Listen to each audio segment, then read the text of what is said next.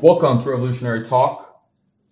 We are in our workplace wellness series, and what can help you with your workplace wellness? The well. So if you're curious about that, check out the description and click on that little link and see how I can help you today. We're talking screen time. Oh, gosh. Is that a problem? Too much screen time? I think when your screen time is focused on games or just scrolling through social media, that might be a not so great thing. However, there are ways if you have to work on your screen, work from a screen, there's ways to help minimize the impact of that blue light that comes from the screen on your eyes and on your brain. I was going to say, my screen time I got a new phone this week and was like, woo, or last week, but it said my screen time was up like a gazillion amount. It was up like my weekly hours was like 8 hours. And I was like, Jesus. But then I realized I was outside droning in Colorado this week for like 4 hours. And I was like, oh, that's false. Because I was actually getting sunlight while I was screen timing. Oh. Do they cancel out? But, I think, what's his name? Zach Kravitz does something like this on social media. Because he always talks about like how screen time and depression or like overall like mental wellness are very highly linked. And whenever he's feeling exhausted, he turns off social media and just like, he says life just gets better. It gets more vibrant.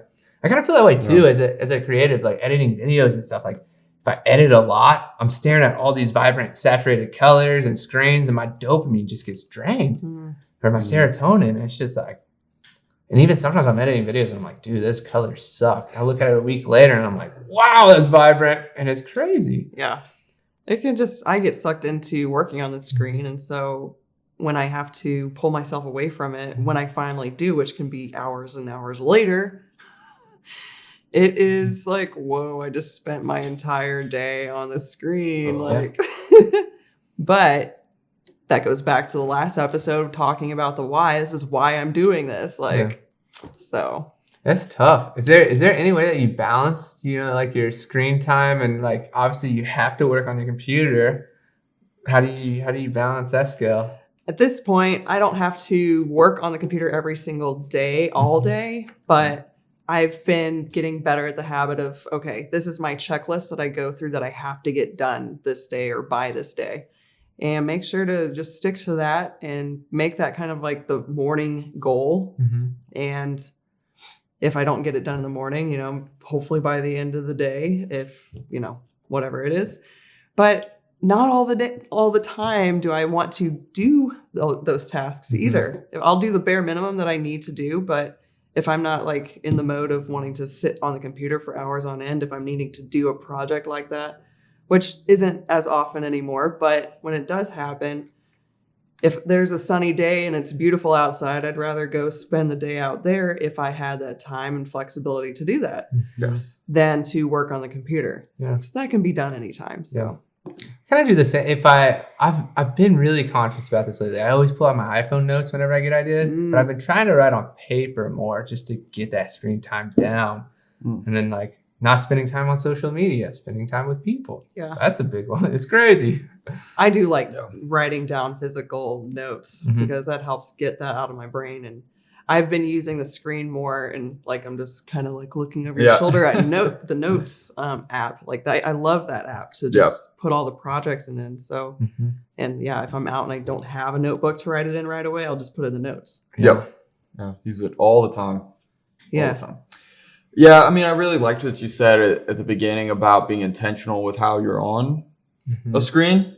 So man, if you waste time throughout the day just browsing it, whatever, while you're on screen time, and it slows down your work, that adds to the time you have to be on the screen. And, you might be on another hour or two if you keep interrupting yourself with random items that aren't needed. I mean, you're just wasting time and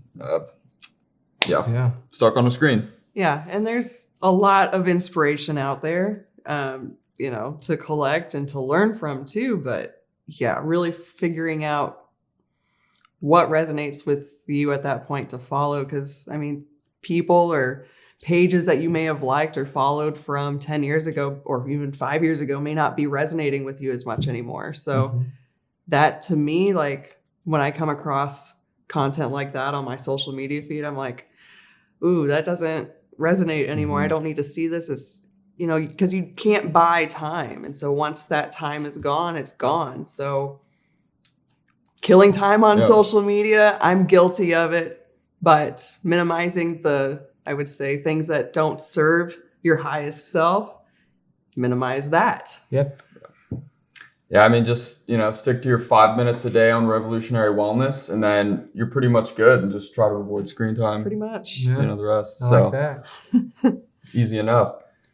All right, good stuff. Try to be intentional with your screen times, everybody. It's tough to pull yourself away, but we all relate. Next week, we're talking about limiting temptations in the workplace. Is it food? Is it... what could it be? So be sure to like and subscribe and stay tuned for that. Talk soon.